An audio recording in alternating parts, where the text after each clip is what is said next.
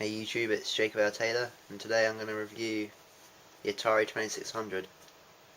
The system was released in 1977 originally, and those models were made in Sunnyvale, California, and they were named the Heavy Sixer because of its weight and because the borders on the side of the Heavy Sixer were thicker.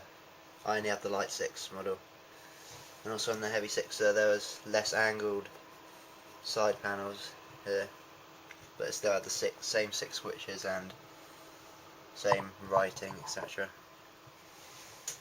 I quite like the 2600. I think the wood grain finish on the front looks good, and the joysticks, although they're quite hard to use, are quite stiff and not the most comfortable controller to use in the hand. They're still good, and they're an icon from the time. There are many games released for the 2600. I have a few games here.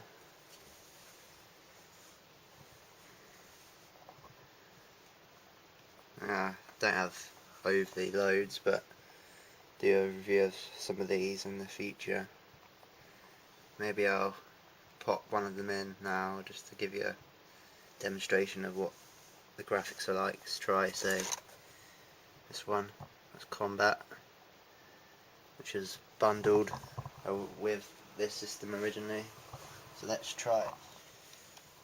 Another weird thing about the system is how you put in the games. You'd think you'd put them in that way, wouldn't you? So you see the label, but the picture's upside down when it's in, and it goes in back to front, like that, but at least you have the writing on top, I suppose. You turn it on just by flicking the power switch, and there you go, there's a game.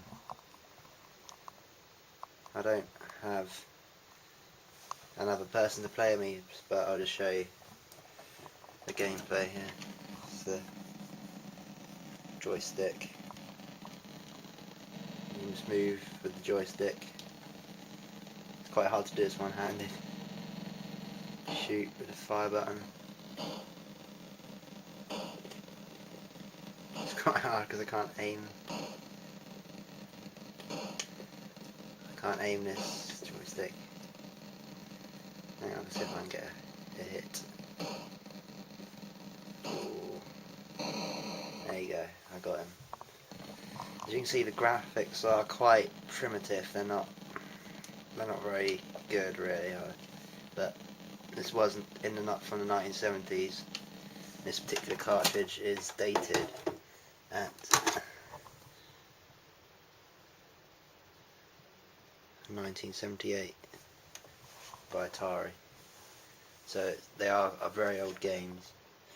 But if you find one of these systems available, definitely pick it up. It's a very good system. Controllers, they're not brilliant, but at least you can use other controllers, such as the Mega Drive controller or Master System, or any of the controllers that use the standard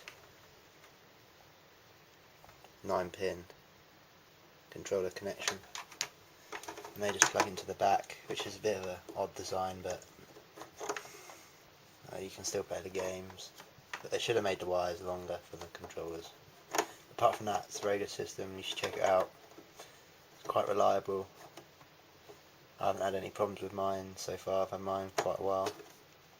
So yeah, pick it up.